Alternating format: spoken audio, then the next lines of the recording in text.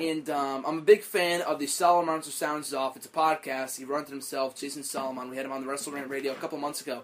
He talked about it on his show a couple of weeks ago, and I absolutely 100% agree with this, in that if WWE was a regular television show like Lost or whatever, Breaking Bad or something, it has no consistency. And if it was a regular, normal TV show, people would turn it off within a few weeks.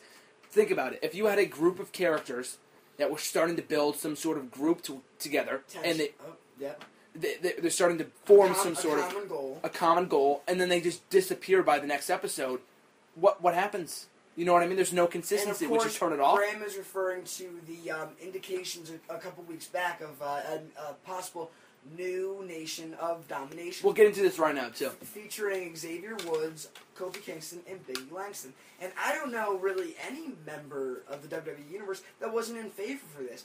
Kofi Kingston has been bland as oatmeal for a couple of years now.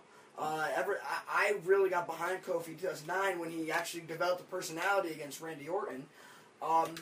Biggie Langston dropped the Intercontinental Championship to Bad News Barrett, and then ever since he's been doing nothing. No, even before that, they had been doing nothing with him. And for as long as Xavier Woods has been in the company now, I haven't seen him hold a microphone once on Monday Night Raw. The whole R-Truth thing was a bomb. I love all three of these guys. Kofi, very talented. Biggie, I thought remember he turned babyface a couple of months ago, at the end of last year, to a big reaction. They did nothing with him.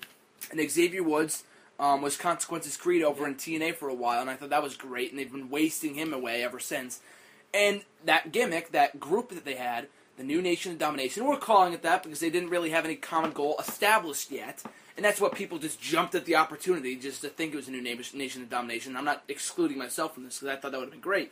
And then PG-14 and a TV PG environment, we're not going to get a New Nation of Domination. That's fine. It doesn't have to be. It doesn't have to be about race or African Americans or whatever. And it's not even the similarities between the two groups that people are wanting to see. It's just excited that they're being utilized. That Xavier Woods, from what I heard, has pretty good mic skills. And I wasn't a fan of TNA at the time when he was there as Consequences Creed, but from just a couple of minutes of what I heard him telling to Kofi Kingston, Biggie Langston, I was very impressed with what he was saying, how he was presenting himself. And I thought that these three guys could have a hell of a run together, and not even a week later, they're nowhere to be seen. And it's no explanation whatsoever. No explanation. And not only are they nowhere to be seen, but Kofi and Biggie are split up. Xavier is no longer seen They're on just television. back to what they were doing before.